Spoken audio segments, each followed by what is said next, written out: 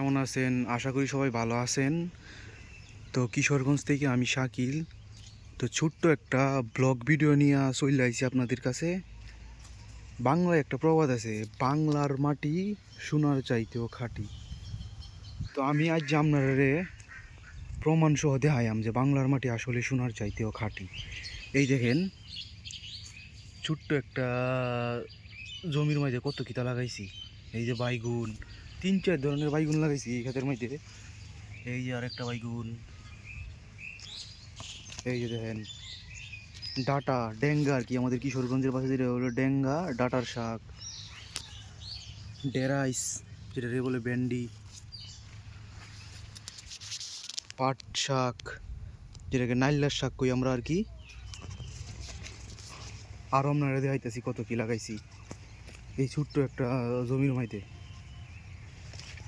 এই যে দেখেন সজনে গাছ, যেটা সাজনা পাতা শাক কিন্তু অনেক ভালো, লেবু, তার পাশাপাশি এই যে গোলাপ ফুলের গাছ, কলি হইছে, ফুল হইব।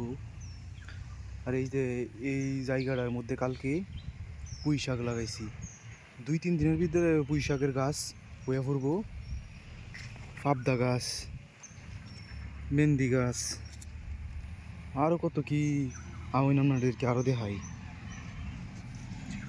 আসলে এই বাংলার মাটি সোনার চাইতেও খাঁটি। পালন শাক লাগাইছি, তো পালন শাক খাওয়া এখনো শুরু করি নাই, 2-3 দিন ভিতরে খাওয়া যাইব, 2-3 দিন পরে। ডাটার শাক, ডাটা, এই দেখুন কতটুক জায়গার মধ্যে মরিচ গাছ লাগাইছিলাম।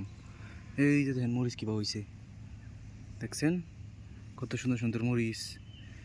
এই যে দেখেন 2 জাতের মরিচ গাছ লাগাইছিলাম, এই যে কালা মরিচ, এটা তো ফুল আইছে, কোনো মরিচ হয় নাই। এই যে পাবদা গাছ, এটা কিন্তু গাছ লাগাই নাই, আলি ফালছিলাম, গাছ হইছে।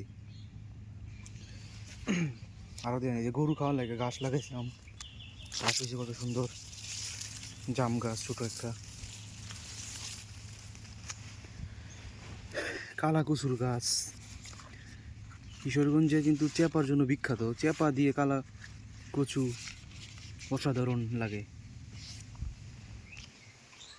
লেচু গাছ, পেঁপে, এই দেখেন কলা, কলা হয়েছে।